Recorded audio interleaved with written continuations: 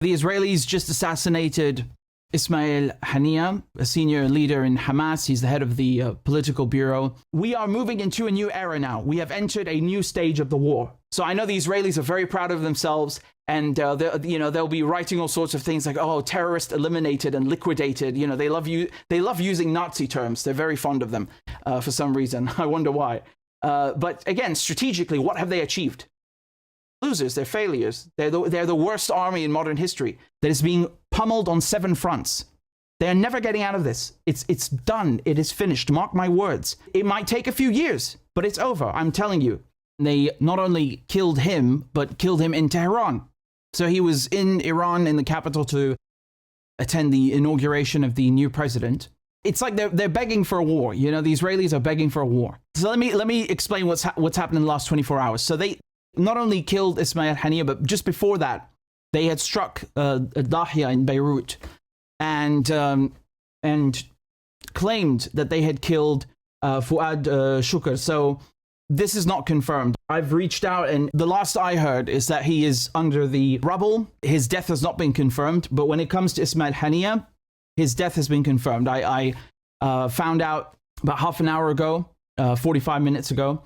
And yeah, it's confirmed. And Hamas have just released a statement. They said that brother, leader, martyr, fighter Ismail Haniyeh, the leader of the movement who passed as a result of a treacherous Zionist raid on his residence in Tehran after participating in the inauguration ceremony of the new Iranian president. So look, the Israelis struck Beirut first. And I think, now I'm just, again, I don't know if this is true. I'm just, providing my analysis here. I think that their assassination, or their attempted assassination of Fuad Shukr, didn't pan out. Because we know that they killed children, right? As usual. They wounded about 70 people in Beirut, but we don't know for sure whether their assassination worked. So I think they were so desperate to draw blood, they went and then, just raised the stakes and said, okay, let's just go for Ismail Haniyeh. These people are psychotic. They're suicidal. They're not going to learn their lesson until Tel Aviv is reduced to a pile of ash. They've been warned and warned and warned, and they won't get it. Killing Ismail Haniyeh anywhere would be a red line, beyond red line.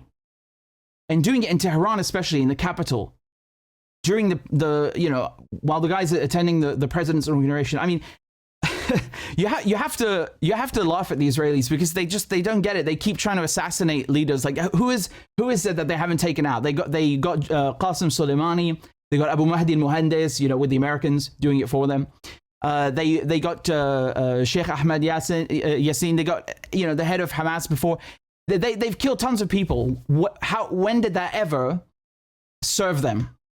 Every time they do this, they just make the resistance stronger. So in the end, Ismail Haniyeh was martyred. Okay, he didn't just die; he was martyred, which is an honor.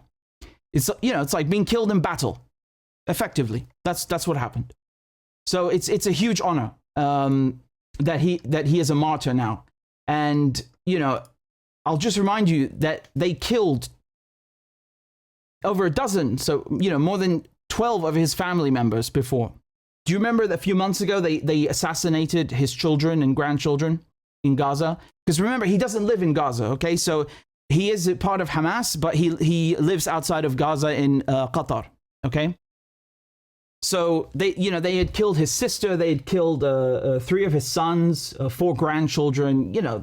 These Israelis are sick. They love rape. They love murder. I mean, what do you want me to say? Just look at the last 24 hours. Look at the last 24 hours. We have Israelis rioting to defend rapists that have been arrested, rioting to defend the rapists, right?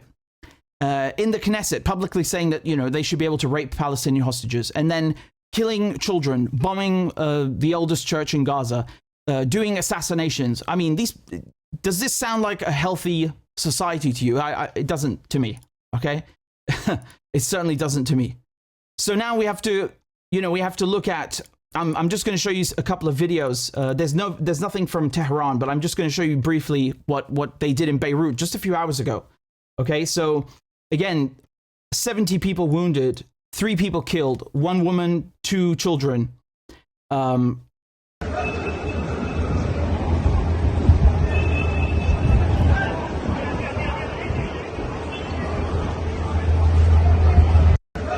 right? You can see the level of destruction. These are the two children that were killed, Hassan and Amira. And here you can see more of the destruction. I mean, they know this is a very densely populated area. They don't care. The Israelis don't care. When has that ever stopped them? Just to recap, in the span of in the span of a week, they've killed children in Gaza, they've killed children in Syria, and they've killed children in Lebanon. Well done. Well, great accomplishment, contribution to humanity. And people are not deterred. You can see them here. They're chanting in support of Hezbollah and Sayyid Hassan Nasrallah.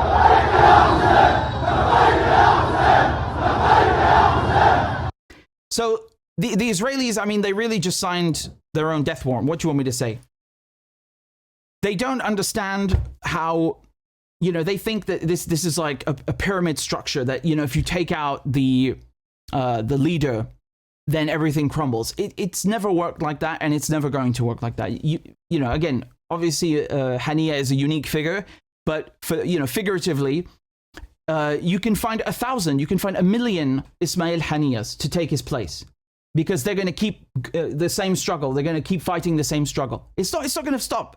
You're never going to. No amount of killing is going to prevent Palestine being liberated. It's not happening. Look how many they've killed in Gaza. Has that deterred anyone? On the contrary, it's galvanized the whole planet. So, they can do whatever they can laugh like hyenas and think, oh, we killed Ismail Haniyeh. Yeah, well, you signed your own death warrant. Already a few hours ago when they did this with Beirut, it was becoming clear that they need to get out of Tel Aviv. The people in Hezbollah were already saying, look, if you want to try something, we're not going to elicit a measured response or a tempered response. It's going to be just as big or just as bad as what you do. We will reciprocate in full, if not go further. Okay? So you had bomb shelters being opened for the public in Tel Aviv because the Israelis know what's going to happen.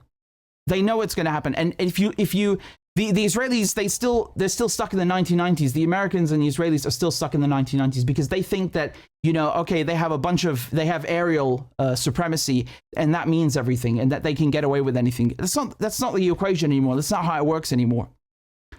If you look at the Americans, they went and bombed Iraq as well in the last few hours. Okay, so just again to recap, Israel tried to assassinate, or did assassinate, we don't know yet, Fuad Shukr in Beirut, in Adahia. The United States bombed Kata'ib Hezbollah, which is not Hezbollah. It's a different. It's still part of the resistance, but it's not the Lebanese Hezbollah. In Iraq, they're part of the Hashd al-Sha'bi, and then the Israelis have now killed Ismail Haniyeh. Maybe it was a joint operation with the Americans. Who cares? I mean, we're talking about the same beast here, aren't we? So, how can you look at these events and then say that the Israelis don't want a war and they are not trying to escalate? Of course they are. They are absolutely trying to escalate. And if you really think they just murdered Ismail Haniyeh because of 12 Druze and Christian Syrian children, I mean, please go, go away. Go away, really. I mean, this is ridiculous. It was already ridiculous when the Israelis were saying they were going to retaliate at all for something that happened in Syria to Syrian citizens, to Syrian children with Syrian names who are not Jewish and not Israeli. That was already ridiculous. And then even more ridiculous when they bombed Beirut, claiming that, the children were the pretext. So now you're going to come here and you're going to sit there and tell me that, oh, they killed Ismail Haniyeh because of 12 children in Majd al-Shams. Come on, please. The Israelis are obviously trying to escalate. They've probably run out of options. But, usually when you have empires or powers or entities in decline, because they're in decline, they become more desperate. It's like someone struggling in quicksand. And so they lash out more, they become more brutal, they become less rational, they become more violent. It's a classic hallmark of a declining power. Okay, it's a classic feature of a declining power. The Americans are doing that, and the Israelis are doing that as well. So look, what's going to happen now? There are two ways this can go, but the result is going to be the same. You remember when the Israelis assassinated Saleh Haruri? They did that in Beirut, right? But he was Hamas. So Hezbollah did not go and respond in a way as if they had killed a Hezbollah member, but they still responded in a strong manner, and they hit the Meron base, right? So, which was a very significant target, and they hit it, and that was, you know, the retaliation for the assassination, and that was a milestone, so to speak. Now, when it comes to Ismail Haniyeh, he's not, you know, a member of the IRGC or an Iranian, but he was killed on Iranian soil. So there has to be some kind of, you know, it's like the embassy when the consulate in Damascus, the Iranian consulate, that happened on technically, I know it's an embassy, but it's technically on Syrian soil in the Syrian capital, let's say. But nevertheless, you know, it was Iran, it was also Iran being targeted. The same is true here. Although they're not the primary target, they are still being targeted. So, you know, there's going to be some kind of response. I think that the best thing to do, and this is what happened last time with the embassy bombing in this exact scenario, they didn't respond immediately. They let, you know, the Israelis worry and cook and simmer for 2 weeks, and then they responded. And, you know, that was that. And the whole resistance axis actually came with them.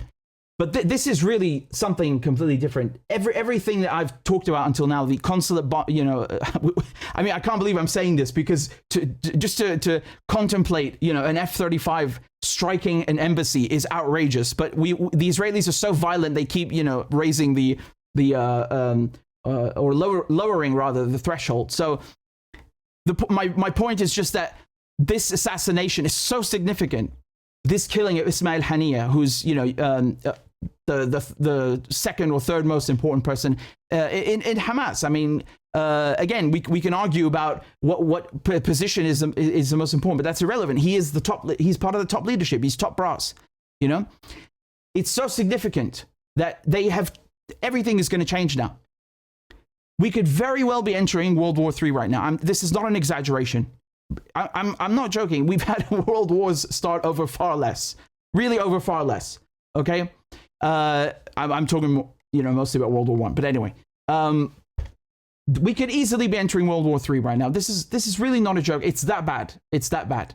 I think the Israelis, the only strategy that they have left is this kind of thing. It's like, let's shock people. Let's, you know, annoy them. And get them fuming so much that they have to respond, and then, you know, we can get the Americans to come and back us up. That's what the Israelis are hoping. They can't do this by themselves. They need the Americans on board, right? And the Americans will only come to fight Iran if it's a really, you know, if the threat or rather the fight is actually there. So, despite it being, you know, a big assassination, the strategic thing to do, perhaps, would be not to give the Israelis what they want, which is exactly that, a you know, world war or a regional war, whatever you want to call it. Like I was saying before, regardless of whether this explodes and ignites now into a regional war, or whether they, you know, Hezbollah and Iran and Hamas do not escalate it, or rather respond to Israel's escalation, the current situation, even if it stays how it is, with, you know, Hezbollah hitting barracks and outposts and radar facilities, that is still advantageous. Israelis are pinned down in Gaza. They are pinned down against Hezbollah in the north. They can't do anything. You know, it's like slowly boiling a frog. The frog doesn't know it's being boiled. It's just going to stay in the water. So, you know, one way or another, the Israelis are going to bring about their own demise. That's the point that I'm trying to get to. One way or another, they're finished. They're finished. They're finished. This rapist, murdering colony is done for. It can't. We're never going back to, you know, how it was before October 7. We're never going back. The world has changed. It's had it with Israel, you know, murdering people and getting away with that. That is finished. This is over. This is over. So, you know, they can kill as many Ismail Haniyehs as they want. It's not going to stop the tide of change that is coming. It's just not going to do that. And history provides that evidence. The proof is right there. They've killed, you know, at any point in history, they've killed resistance leaders, and it failed, and it failed, and it failed, and it failed. And Israel gets weaker and weaker, and the resistance gets stronger and stronger. That is the trajectory. There's nothing you can do about it.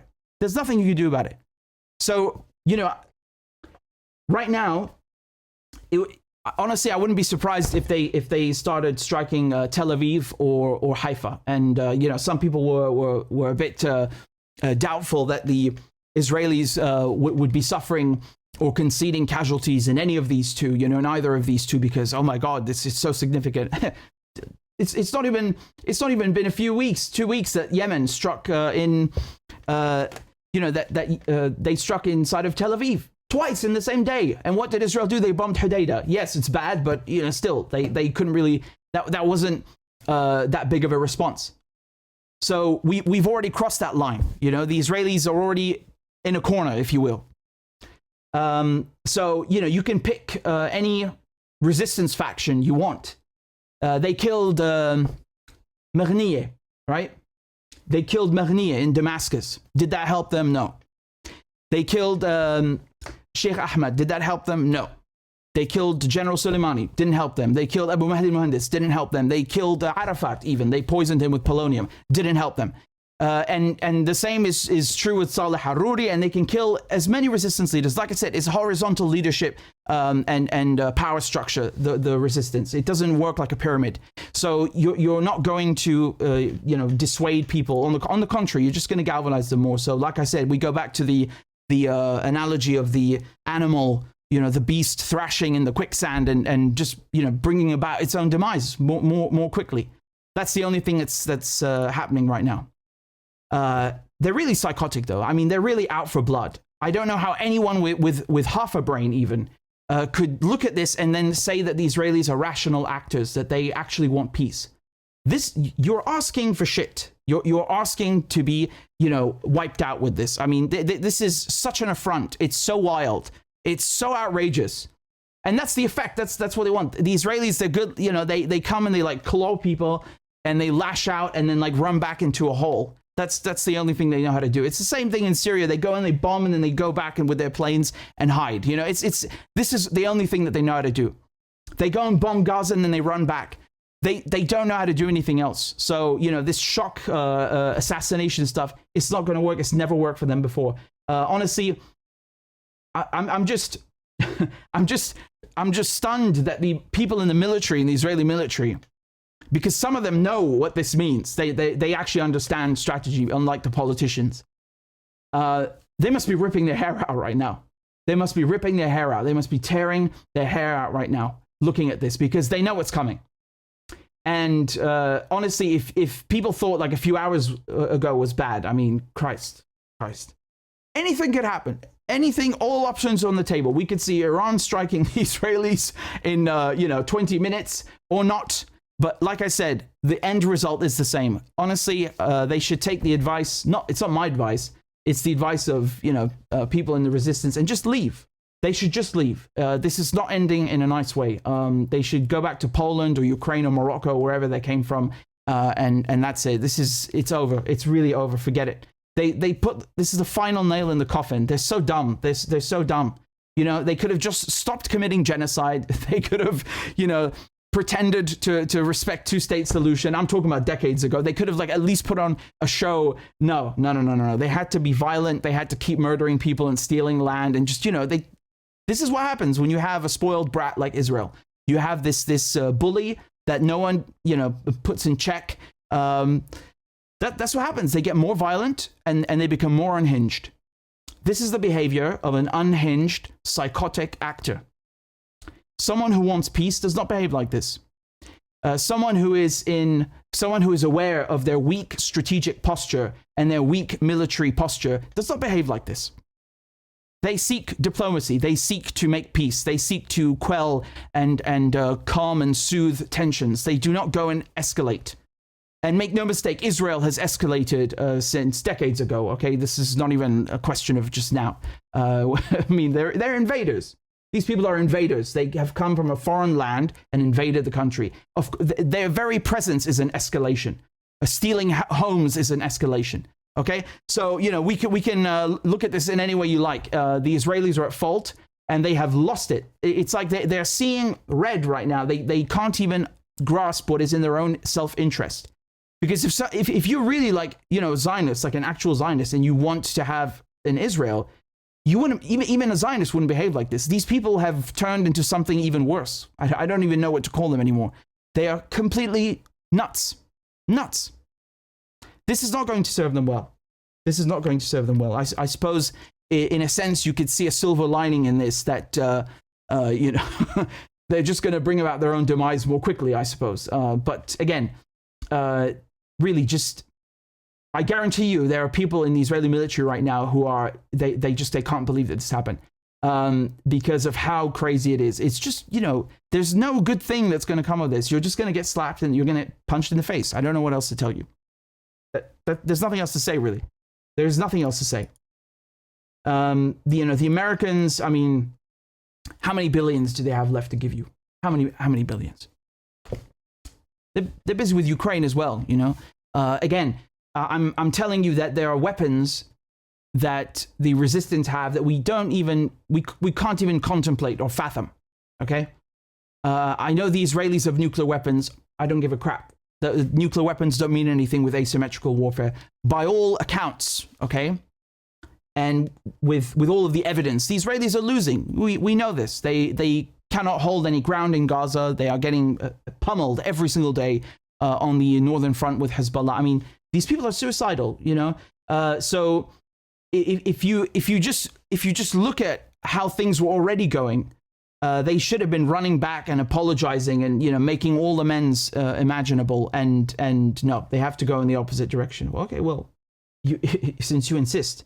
But once again, if we look at the front has moved.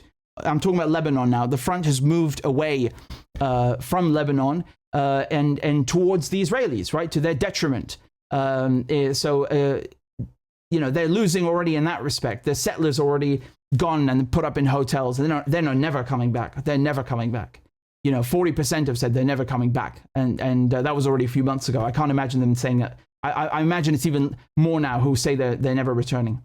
So, you know, the colony itself, the idea of Israelis being there is falling apart because many of them see the danger and they say, okay, screw this. I'm taking out my Polish passport and I'm going back.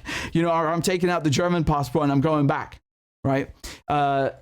Which is the rational thing to do, the sensible, peaceful, diplomatic thing to do. Honestly, look at the Israelis. They're having to chase down drones that cost a few $1,000s with their jets because they don't have any functioning Iron Dome. What do you think is going to happen when this turns into a full-blown war, when Hezbollah and Hamas and Yemen and Syria and Iran and you know, the factions in the West Bank are all striking Haifa and Tel Aviv and Eilat and Ashdod and Ashkelon at the same time? What do you think is going to happen? You think they can't do it? They already showed you they can. They've shown you this several times. We already saw on April 13th, the whole resistance axis firing and firing at Israel. Israel had to solicit the services of the French Navy and the Royal Navy and the US Navy and 50 million navies to come and save its wet ass. So nothing is going, and that was just a small taste of what is to come. That was a small taste. That was nothing. That was nothing. What do you think is going to happen when the real fireworks begin? No, nothing is going to save you. Those are weapons that we already know exist. Those are old generation rockets and missiles. Those are older generation drones. Hamas, Hezbollah, Iran, they haven't even brought out the new stuff. They've been saving that for this rainy day.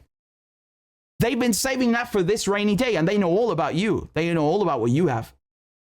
Remember, it's the resistance that's catching up, not the other way around. So no matter what happens, it's the Americans and Israelis who are losing their strategic advantage and losing their military advantage, not the other way around. This is going downhill. It's going to come crashing down on the Americans and Israelis. It already is. So again, you know, keep up the assassinations if you want. It's not going to serve you. On the contrary, you're just going to bring about your own demise quicker. By all means. I mean, you know, it's not my opinion or something that you know, I'm not even expressing my opinion or what I want. I'm just telling you, I'm giving you and reporting to you what is happening on the field and what is going on politically and militarily and strategically. This is the truth. All of the Palestinians, all of the Syrians, all of the Lebanese will get justice. They will get their lands back. All of their crimes, all of these crimes committed by the Israelis, they're not going to escape accountability. Mark my words. Mark my words. We've entered a new stage now. And, you know, the Israelis, they want to do this quicker. I'm sure Hezbollah and Hamas will be happy to oblige them. Doing it in Tehran, I mean, that's just, you know, they're obviously trying to send a message to the Iranians as well. And I I'm laughing because you're going to see these talking heads in the mainstream media. I guarantee you this. They're going to go on television and then try to link what just happened, which is a clear act of war. Okay? This is an act of war. And they're going to try and justify that with 12 children in Majd al-Shams by calling them Israeli. This is as if you have 12 children who are killed in France during World War II, and then they're calling those children German because Germany is occupying France. Well, obviously, those children are not German because they're not German. They're just not German. They don't have German names. They don't speak German. They have nothing to do with Germany. They're just occupied by Nazis. And that is exactly the case with these children. They are Syrians. They are Christian and Druze. They are not Jewish. They are not Israeli. They do not want to be Israeli. They reject Israel. They identify as Syrian and they live on internationally recognized Syrian soil. Again, YouTube demonetized my channel because I'm not allowed to say naughty things about Israel. Telling the truth is forbidden. So if you are able to donate a few dollars on PayPal or on a monthly basis on Patreon, please consider doing it because it would really help me continue my journalism and support independent media. So I'd be very grateful. And the links are in the description and also in the chat. Thank you guys very much again for all your donations and all your kind comments. I appreciate it very much.